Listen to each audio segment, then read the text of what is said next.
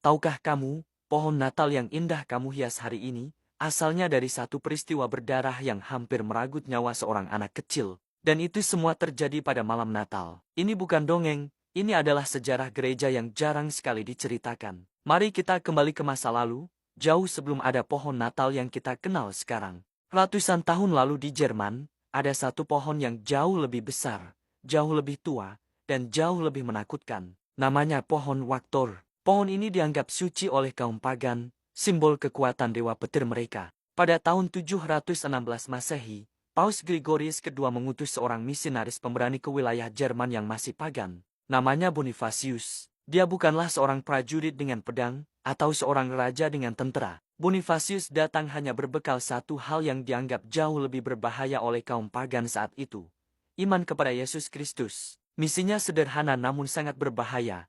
Membawa terang Injil ke tanah yang diselimuti kegelapan penyembahan berhala. Setiap musim dingin tiba, penduduk setempat akan berkumpul di bawah pohon Waktor yang perkasa. Mereka percaya pohon ini adalah kediaman suci dewa mereka. Dan untuk menyenangkan sang dewa agar musim dingin tidak terlalu kejam, mereka melakukan sebuah ritual mengerikan. Mereka mempersembahkan korban manusia. Biasanya, yang dipilih untuk dikorbankan adalah seorang anak kecil. Malam itu, seorang anak tak berdosa sudah dipilih, diikat, dan siap untuk menjadi persembahan bagi Thor. Seluruh desa berkumpul, menantikan darah tertumpah untuk menenangkan dewa mereka. Dan malam yang mengerikan itu, ironisnya, adalah malam Natal. Tepat pada saat seluruh dunia Kristen merayakan kelahiran Sang Juru Selamat, di tengah hutan belantara Jerman, nyawa seorang anak justru terancam. Saat pendeta pagan mengangkat kapaknya, siap untuk menghabisi anak itu, tiba-tiba Santo Bonifasius melangkah maju menembus kerumunan. Dengan suara yang lantang dan penuh keyakinan,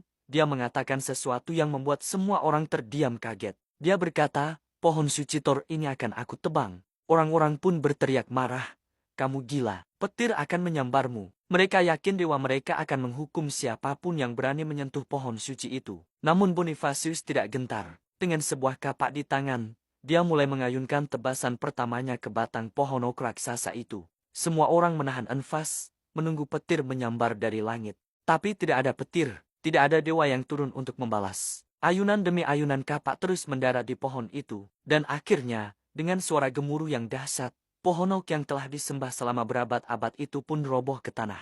Hutan menjadi sunyi senyap, orang-orang pagan hanya bisa terdiam, terpaku melihat pohon suci mereka tumbang tanpa perlawanan ilahi apapun. Di balik tunggul pohon ok yang tumbang itu, keajaiban terjadi. Di sana, tumbuh sebatang pohon cemara muda. Kecil namun tegak berdiri. Santo Bonifasius kemudian menunjuk ke arah pohon cemara itu dan berkata kepada orang-orang yang masih kebingungan. Lihatlah pohon ini, daunnya selalu hijau sepanjang tahun, bahkan di tengah musim dingin yang paling gelap. Ini adalah lambang kehidupan abadi yang diberikan oleh Kristus. Puncaknya selalu menunjuk lurus ke langit, mengingatkan kita pada surga dan pada Kristus yang datang dari sana. Malam itu, tidak ada darah yang perlu ditumpahkan. Karena pada malam yang sama, Sang Juru Selamat sejati, Yesus Kristus, telah lahir untuk menyelamatkan seluruh umat manusia. Sejak saat itulah, pohon cemara mulai diadaptasi sebagai simbol Natal, sebuah tanda bahwa kehidupan baru telah datang. Jadi, setiap kali kamu menghias pohon Natal, ingatlah kisah ini. Pohon itu bukan sekadar hiasan indah, ia adalah sebuah monumen kemenangan. Kemenangan kehidupan atas kematian, kemenangan terang atas kegelapan, dan kemenangan Kristus atas segala bentuk keputusasaan. Terima kasih sudah menonton. Jangan lupa kongsikan cerita ini agar lebih ramai tahu makna sejati di balik pohon Natal. Sampai jumpa di video berikutnya. Tuhan memberkati kita semua.